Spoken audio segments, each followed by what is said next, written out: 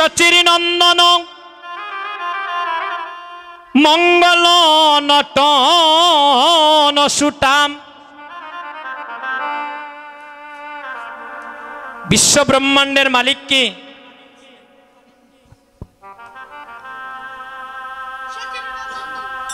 সচির নন্দন গৌর হরি। সচির নন্দন গৌর হরি বিশ্ব ব্রহ্মাণ্ডের মালিক নাকি? আস্তে আস্তে। এই সচির নন্দন গৌর হরির বাড়ি কই?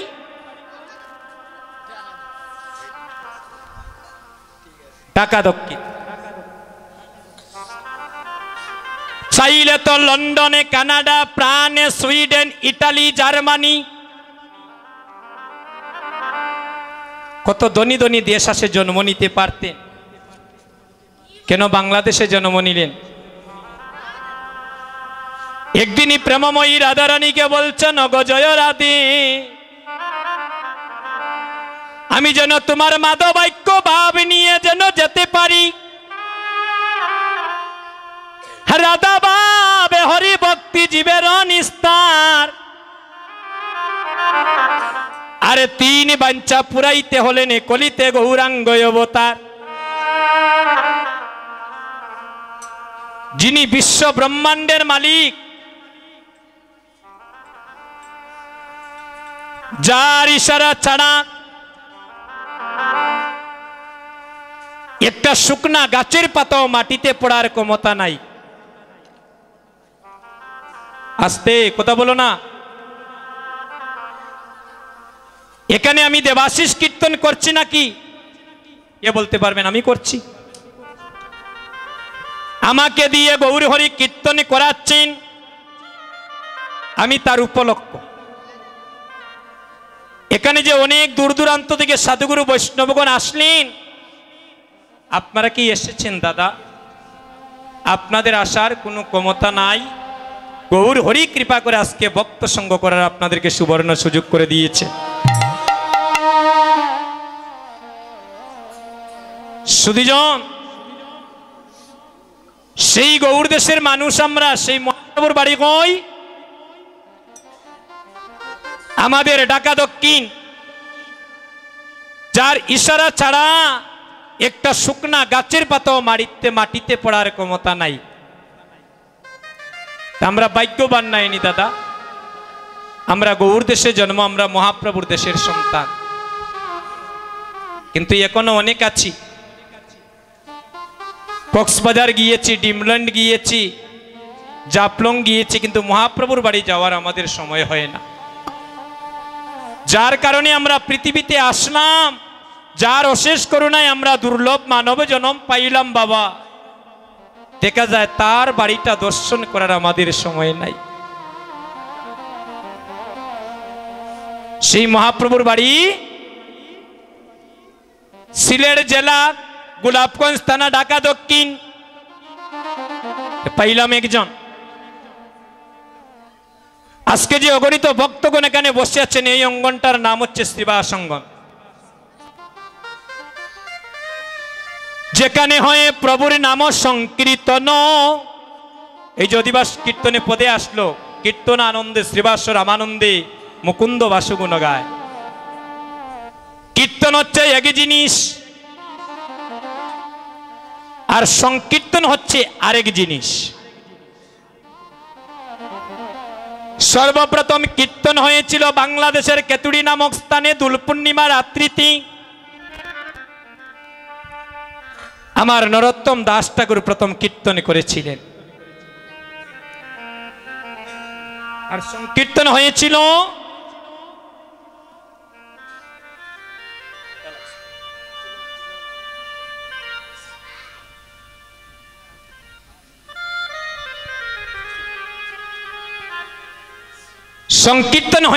শ্রীবাস অঙ্গনে।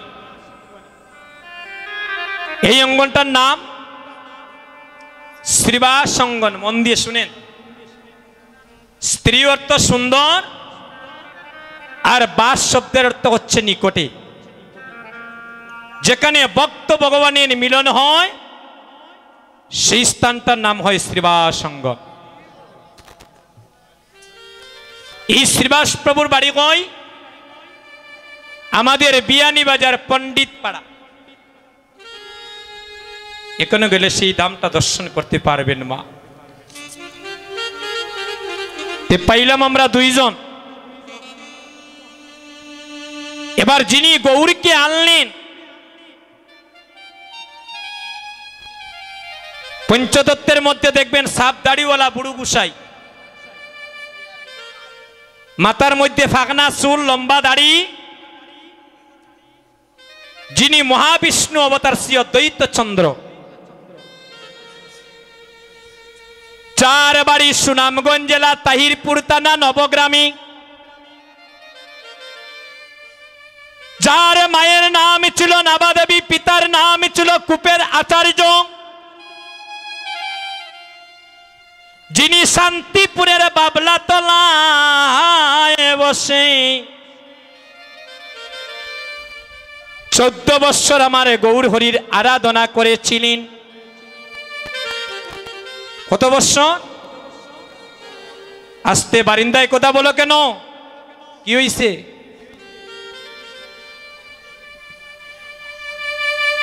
ও মাসির কথা কইতা না গো, তো মধুর গল্প গীতা একটু শুনোই না আমাদের কথা, কষ্ট পাইবা না।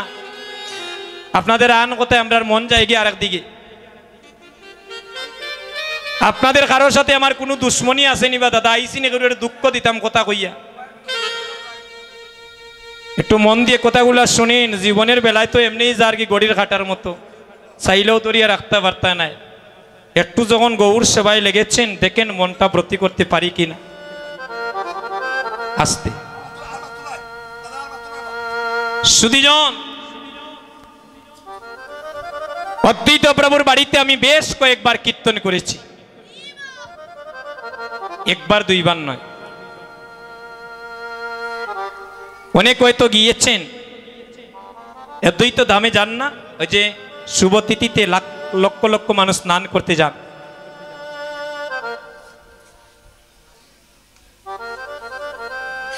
ওই অদ্বৈত প্রভু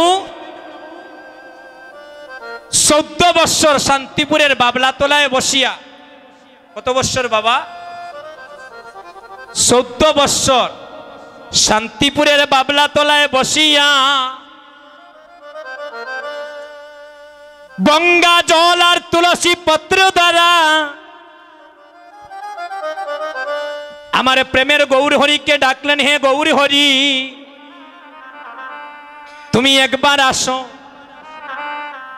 দেখো তোমার কলির জীব তাদের সাধনে ভজনে মতি নাই,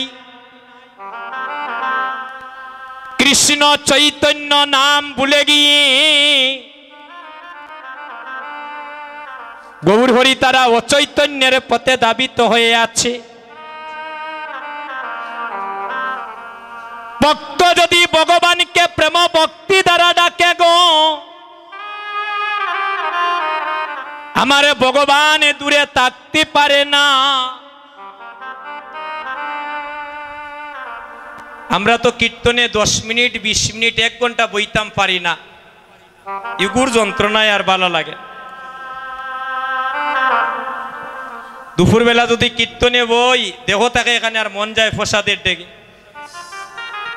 দেহ থাকে এখানে মন থাকে বাড়িতে, ছেলে মেয়ে কিতা করে ডে ব্যবসা বাণিজ্য দিয়ে আইলাম, এর কাছে অকলতানি কুয়াইলে, কত নানান চিন্তা নিয়ে আমরা অনেক স্থানে বসি দাদা, মন এক করে বসতে পারি না।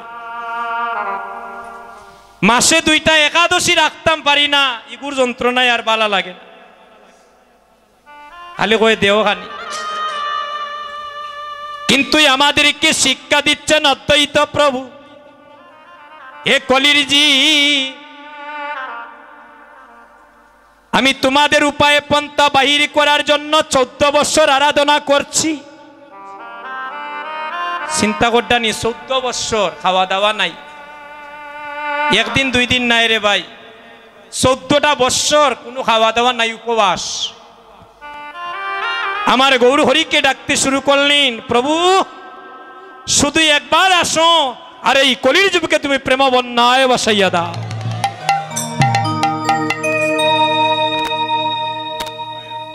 এই অদ্বৈত প্রভুর শিশুকালে নাম ছিল কমলাক্ষ। ওই সময় আমল ছিল দিব্যসিংহ রাজার আমল। বলি নাকি?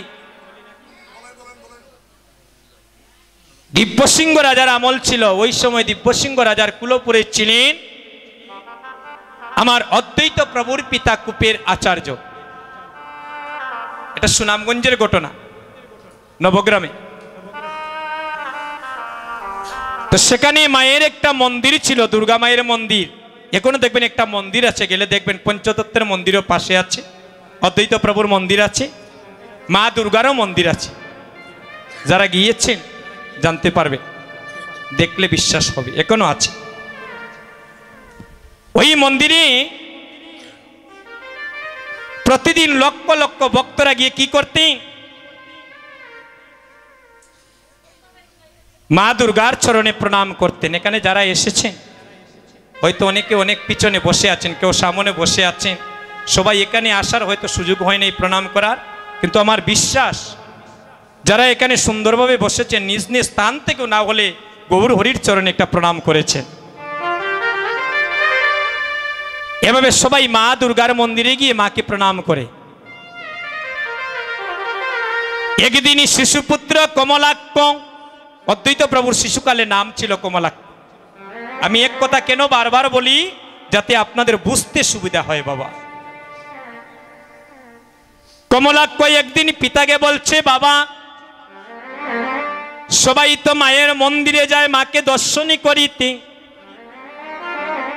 তাহলে আজকে আমি তোমার সাথে যাব মায়ের মন্দিরে একটু মাকে দর্শন করিতে।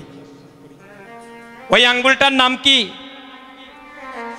কনিষ্ঠ আঙ্গুল। মায়েরাই আমার হওয়া লাগবে। একটা কথা, আপনাদের ছেলে মেয়ে যদি মায়ের কাছ থেকে আশীর্বাদ নিয়ে যদি বাইরে কোথায় যায়, মায়ের ওই আঙ্গুলে কামড় মারেন। এই 4টা আঙ্গুল কিতা দোষ করল? 1 নাম্বার, ঠিক আছে? তারপর কি করেন? বাম পায়ের নিচটা গিয়া পদধূলি নিয়ে লেপন করে দেন। ডাইন পাওটা কিতা দোষ করল গো? কথার গভীরে না ঢুকলে বুঝবেন না, মন দিয়ে শুনেন। আমার অদ্বৈত প্রভুই আমার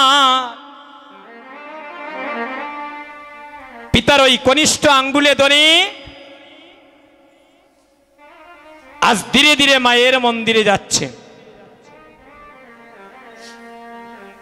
গিয়ে দেখেন শত শত ভক্তগণ মায়ের মন্দিরে বসে মাকে প্রণাম করছেন, মায়ের চরণে প্রার্থনা করছেন,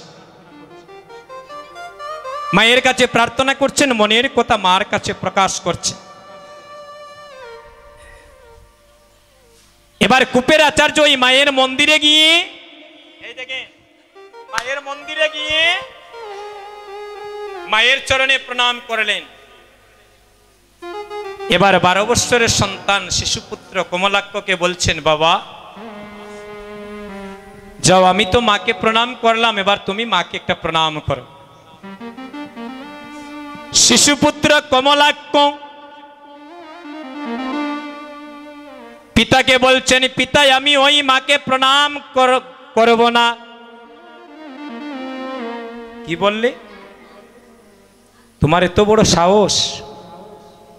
এখানে ধনী মানি জ্ঞানী গুণী পণ্ডিত বর্গ যারাই আসে সবাই এসে আমার মাকে প্রণাম করে, আর তুমি বলছো মাকে প্রণাম করবে না? এত বড় সাহস! যদি ওই কথা একবার রাজার করে নিয়ে যাইতে আমাদের অবস্থা কি হবে? এই রাজ্য ছেড়ে তো যাওয়া লাগবো, আরো যে কত শাস্তি দিবেন তার তো হিসাব নেই। বাবা যাও, মাকে তুমি প্রণামই করো। শিশুপুত্র কমলাক্ষ পিতাকে বলছে, হে পিতা, ওই মা আমার প্রণাম গ্রহণ করবেন না, আমি মাকে প্রণাম করতে পারবো না।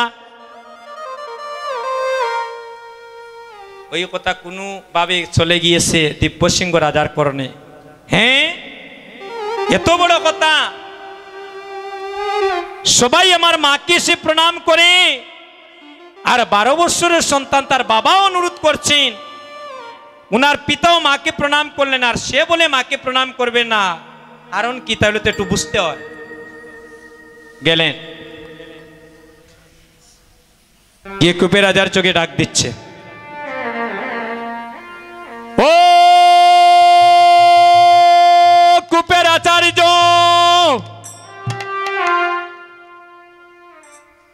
আরে কূপের আচার্য,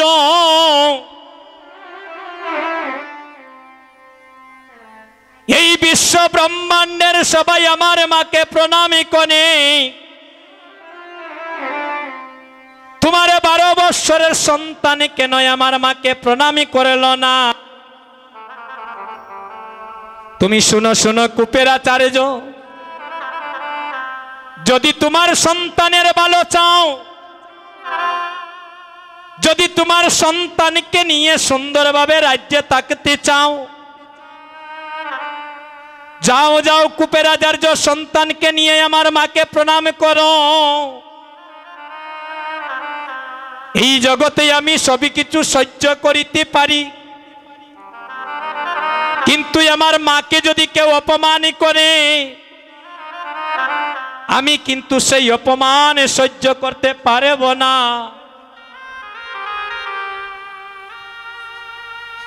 আমি কিন্তু অপমান সহ্য করতে পারব না। যদি তোমার সন্তানের ভালো চাও,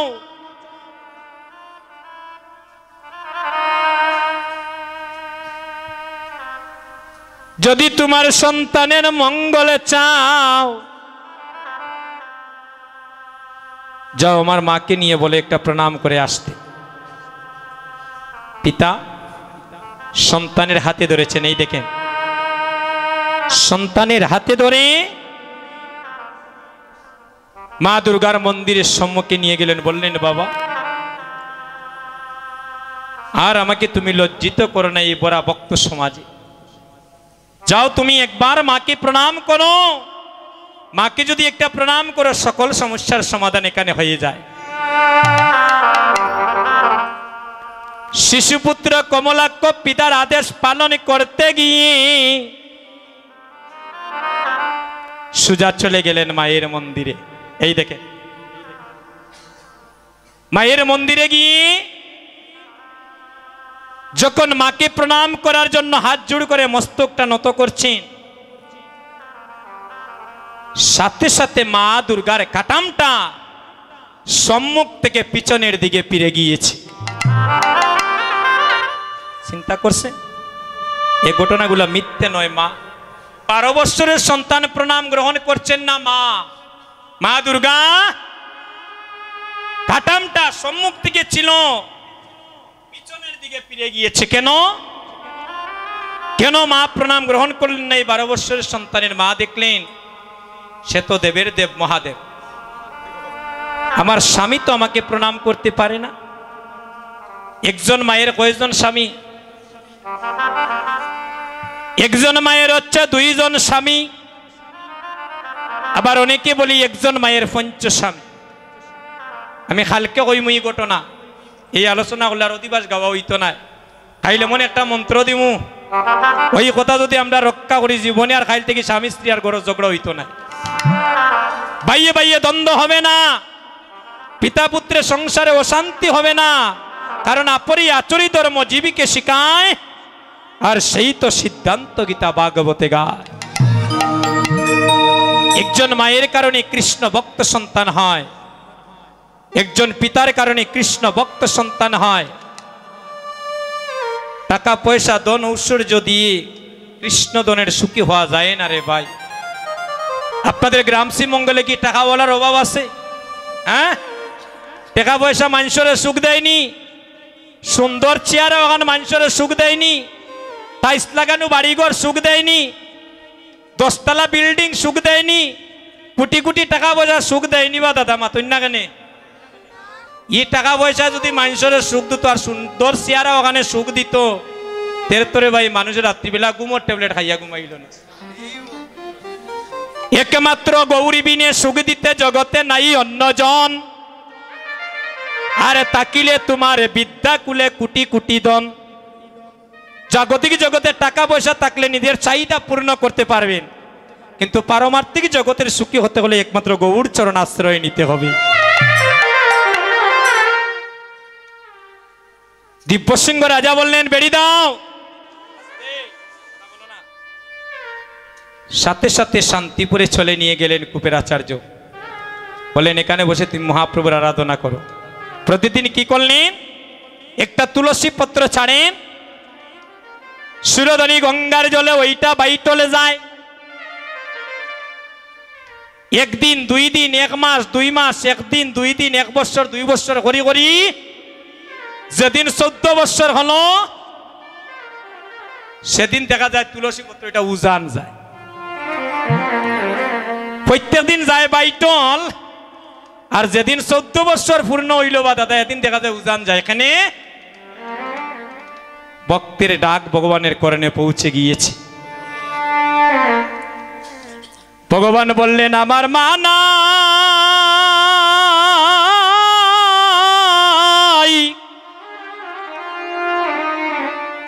আমার বাবা নাই, আমার বন্ধু নাই রে।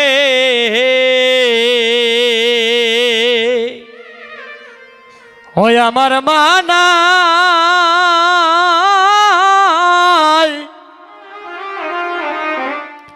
ওই আমার বাবা নাই, আমার বন্ধু নাই রে। ওই আমায় আপনি করে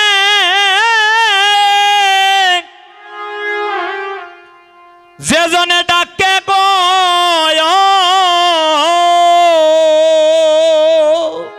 হয় আমায় আপনি করে যে জনে ডাকে গো, ওই আমায় আপনি করে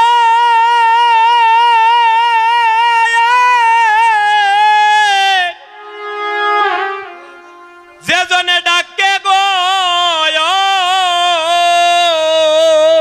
হয় আমায় আপনি করে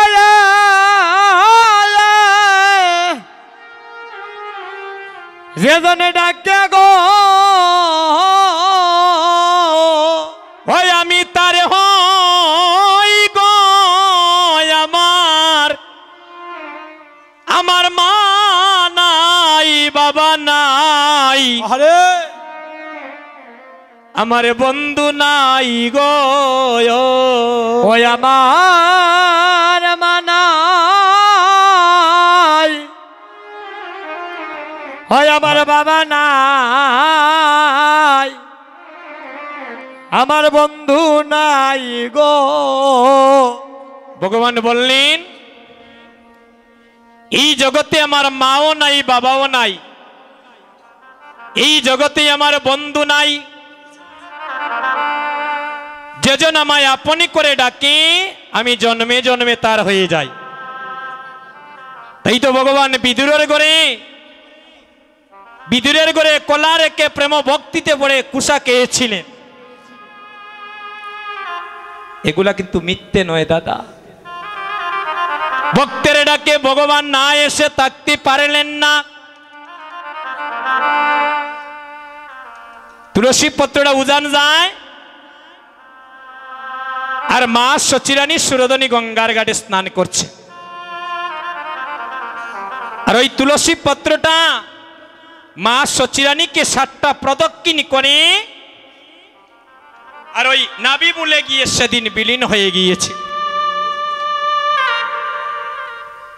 অদ্বৈত প্রভুকে স্বপ্নাবেশে দর্শন করালেন গৌর হরি।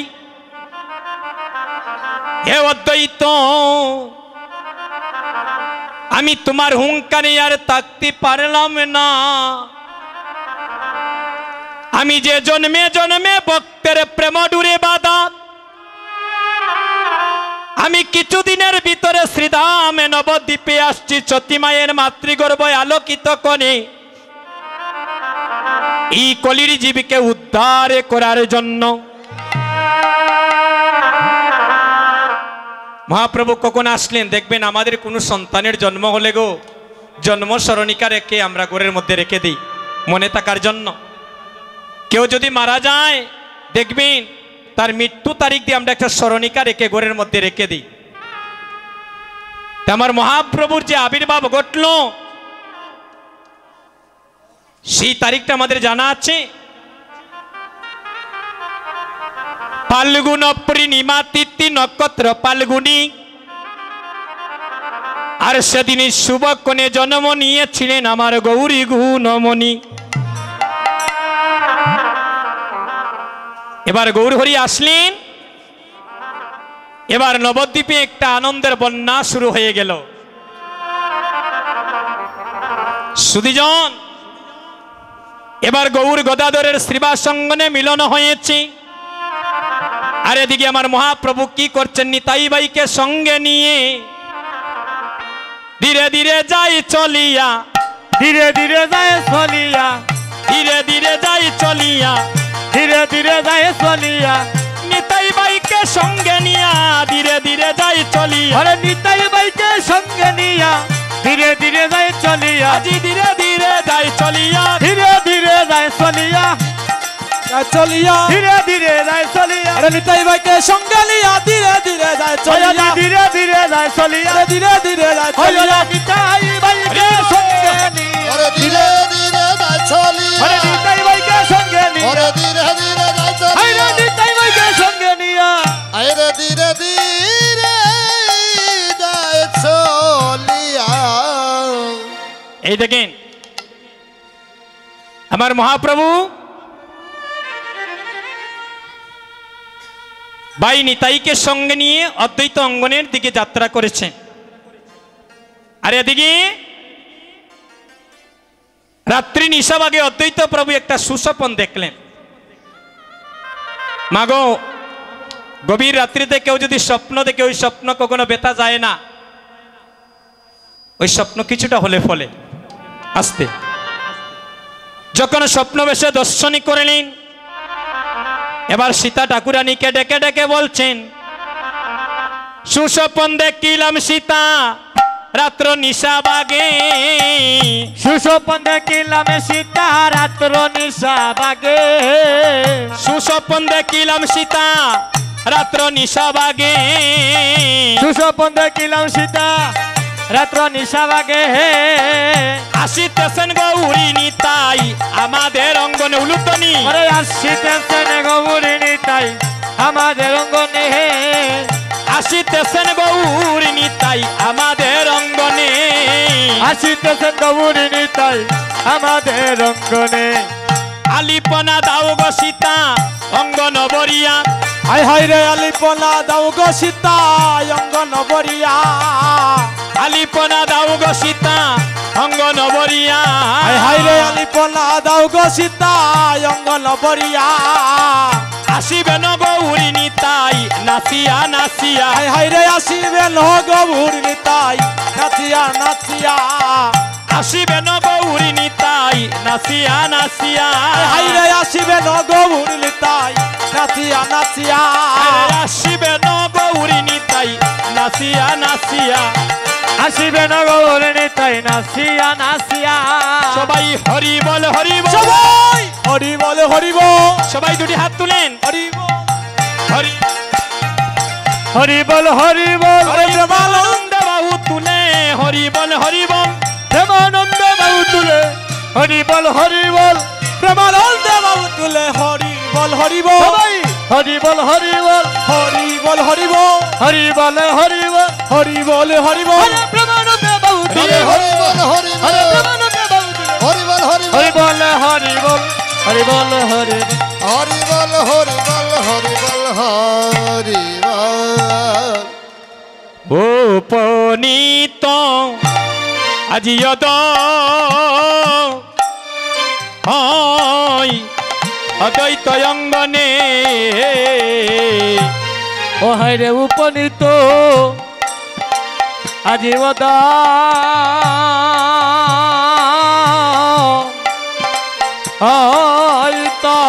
অঙ্গনে, হায় রে উপনীত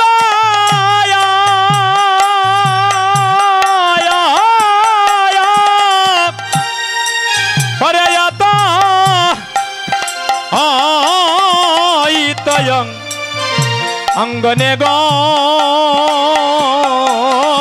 আজি আজি উপনীত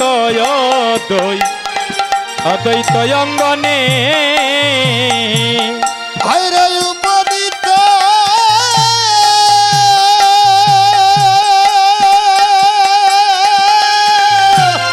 ওরে অদ্বৈত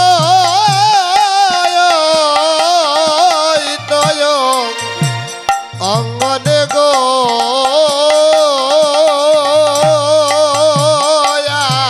আজি আরে উপনীত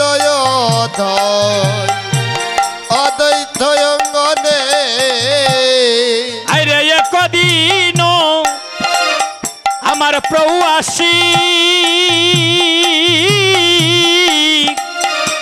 অদ্বৈত মন দিনে আসি গো ও